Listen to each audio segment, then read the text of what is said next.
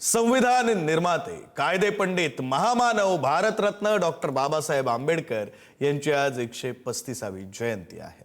बाबासाहेबांच्या लेखणीनं गुलामीच्या साखळ्या तोडल्या, या भारताला भक्कम अशी लोकशाही शिका, संघटित व्हा आणि संघर्ष करा हा मंत्र देऊन अज्ञानाचा अंधकार दूर केला.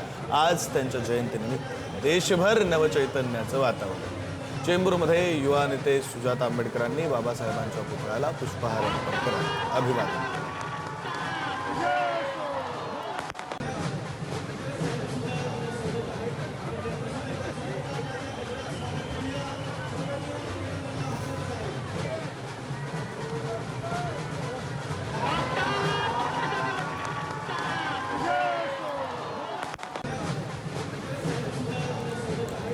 दादरमधील चैत्यभूमीवर लाखोंच्या संख्येनं अनुयायी भीमरायांना अभिवादन करण्यासाठी पोहोचलेले आहेत. रात्रीपासूनच अनुयायी चैत्यभूमीवर जमण्यास सुरुवात झाली होती. ज्ञानाच्या अथांग सागराला अभिवादन करण्यासाठी अनुयायी दादरमध्ये पोहोचलेले आहेत.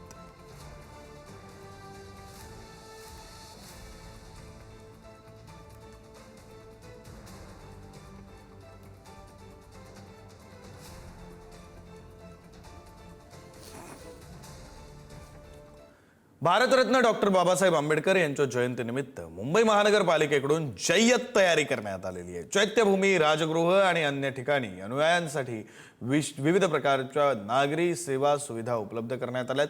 राज्यपाल श्री जिष्णुदेव वर्मा, मुख्यमंत्री देवेंद्र फडणवीस, उपमुख्यमंत्री एकनाथ शिंदे, उपमुख्यमंत्री सुनेत्रा पवार, महापौर रितू तावडे, उपमहापौर संजय घाडी हे सगळे मान्यवर सकाळी 9:30 वाजता पुष्प अर्पण करून अभिवादन करतील.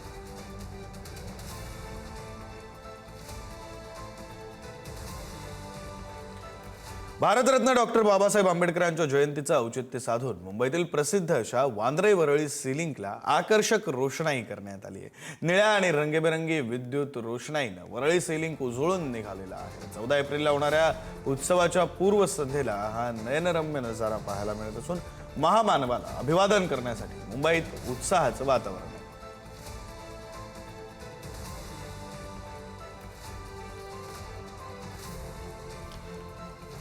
मुंबईच्या सिलिंकवरची हे दृश्य पाहू शकतोय. महामानवाला अभिवादन करण्यासाठी सिलिंकवर बाबासाहेबांचा फोटो आणि त्यासोबत जयंतीनिमित्त हार्दिक शुभेच्छा असा मजकूर तयार करण्यात आलेला आहे. तर चैत्यभूमीच्या परिसरातून सिलिंक दिसतो आणि सिलिंकवर सध्या हा मजकूर तयार करण्यात आलेला आहे. काल रात्री म्हणजे जयंतीच्या पूर्वसंध्येला ही अशी दृश्य मुंबईकरांना पाहता येईल. भारतरत्न डॉक्टर बाबासाहेब आंबेडकर यांच्या जयंतीनिमित्त भिवंडी शहरामध्ये विविध ठिकाणी कॅन्डल मार्चचं आयोजन करण्यात आलं. या कॅन्डल मार्चमध्ये शेकडो नागरिक, तरुण तरुणी, सामाजिक कार्यकर्ते तसंच विविध संघटनांचे पदाधिकारी मोठ्या संख्येने सहभागी झाले होते. रात्रीच्या वेळेत शांततेत आणि शिस्तबद्ध पद्धतीनं कॅन्डल मार्च काढण्यात आला. तर सहभागी नागरिकांनी हातात मेणबत्त्या घेऊन डॉक्टर आंबेडकर यांच्या प्रतिमेला अभिवादन करत जय भीमच्या घोषणांनी परिसर दुमदुमून गेला. आणि यावेळी संविधानाचं महत्त्व, समानता, बंधुता आणि सामाजिक न्याय या मूल्यांची जनजागृती करण्यात आली.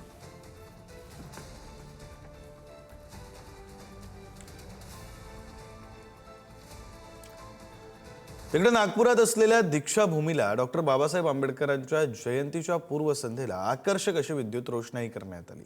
जयंतीनिमित्त देशभरातून दीक्षाभूमीवर अभिवादन करण्यासाठी मोठ्या संख्येनं भीम अनुयायींची गर्दी होत असते.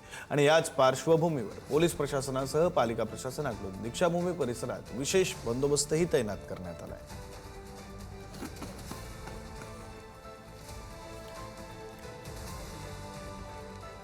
नागपूरच्या दीक्षाभूमीला अतिशय आकर्षक अशी सजावट करण्यात आली, अतिशय आकर्षक अशी रोषणाई करण्यात आली आणि त्याची हे दृश्य आपण पाहतोय. पूर्वसंध्येपासून अर्थात काल रात्रीपासून ही अशा प्रकारची रोषणाई करण्यात आलेली आहे. संविधान निर्माते, कायदे पंडित, महामानव, भारतरत्न डॉक्टर बाबासाहेब आंबेडकर यांची आज 135वी जयंती आहे. बाबासाहेबांच्या लेखणीनं गुलामीच्या साखळ्या तोडल्या.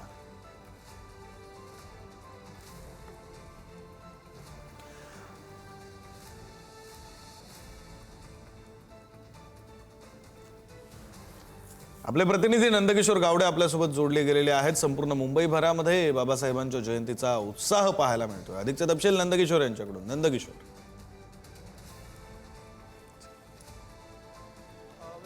की 14 खरं तर एप्रिल आणि 6 डिसेंबर हे मुंबईसाठी एकंदरीत मोठे उत्साहाचे दिवस असतात. कारण डॉक्टर बाबासाहेब आंबेडकरांची एकंदरीत एकीकडे जयंती असते तर दुसऱ्या बाजूला त्यांना विनम्र अभिवादन करण्यासाठी महाराष्ट्रातील अनुयायी जे आहेत ते 7 डिसेंबरला सुद्धा दादरच्या चैत्यभूमी या ठिकाणी आलेले आपल्याला पाहायला मिळत असतात.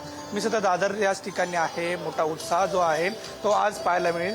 महाराष्ट्रभरातून नाही तर देशभरातून विक्रांत संपूर्ण अनुयायी जे आहेत ते या ठिकाणी येतील, बाबासाहेबांना विनम्र अभिवादन करतील आणि त्यांचा एक विचार जो आहे तो आपल्या अंगीकृत यावा अशा पद्धतीच्या भावना ज्या आहेत त्या प्रत्येक वेळेला दरवर्षी बोलताना आपल्याला पाहायला मिळतात.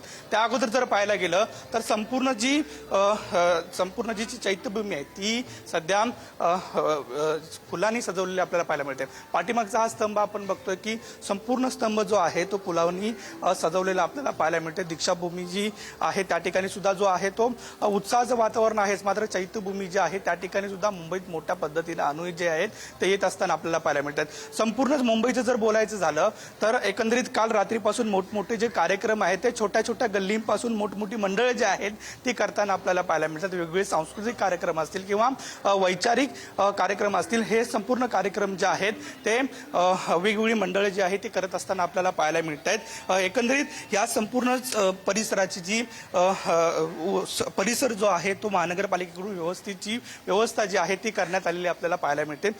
एकंदरीत जर पाहायला गेलं तर थोड्याच वेळात या ठिकाणी बाबासाहेब आंबेडकर यांना अभिवादन केलं जाईल. ह्याच कार्यक्रमासाठी मुख्यमंत्री असतील, उपमुख्यमंत्री असतील किंवा इतर जे महत्त्वाचे नेते असतील ते या ठिकाणी येतील आणि बाबासाहेबांना खरं तर अभिवादन करतील. मात्र त्या अगोदर जर पाहायला गेलं तर हा संपूर्णच परिसर जो आहे तो वेगवेगळ्या म्हणजेच फुलांचा आरास असेल किंवा वेगवेगळे विद्युत रोषणाई असेल यांनी सर्वांनीच उजळून गेलेलं आपल्याला पाहायला मिळते. त्यामुळे एकंदरीत थोड्याच वेळात संपूर्ण महत्त्वाच्या महानगरपालिकेच्या शासकीय कार्यक्रमाला सुद्धा सुरुवात होईल. मात्र त्या अगोदर जे अनुयायी आहेत ते आता टप्प्याटप्प्याने येत असताना आपल्याला पाहायला मिळतात. आपण बघतो की 6 डिसेंबर असू दे किंवा 14 एप्रिल असू दे, अगोदरच एक आठवडा जे आहे ते अनुयायी जे आहेत ते मुंबईत येत असताना आपल्याला पाहायला मिळतात. आताही तीच परिस्थिती आहे. वेगळ्या गेल्या 2 दिवसापासून अनुयायी जे आहे ते चैत्यभूमीवरती बाबासाहेबांना अभिवादन करण्यासाठी येत आहेत. आज खरं तर ही संख्या जी आहे ती वाढण्याची शक्यता आहे. त्यामुळे मुंबईत तरी एक मोठं उत्साहाचं जे वातावरण आहे ते डॉक्टर बाबासाहेब आंबेडकरांच्या 135व्या जयंतीनिमित्त आपल्याला पाहायला मिळते. अगदी खरं आहे नंदकिशोर, मोठ्या उत्साहाचं वातावरण आहे आणि प्रशासन सुद्धा त्या अनुषंगानं तयार असल्याचं तुम्ही दाखवलेलं आहे. धन्यवाद नंदकिशोर दिलेल्या या सगळ्या सविस्तर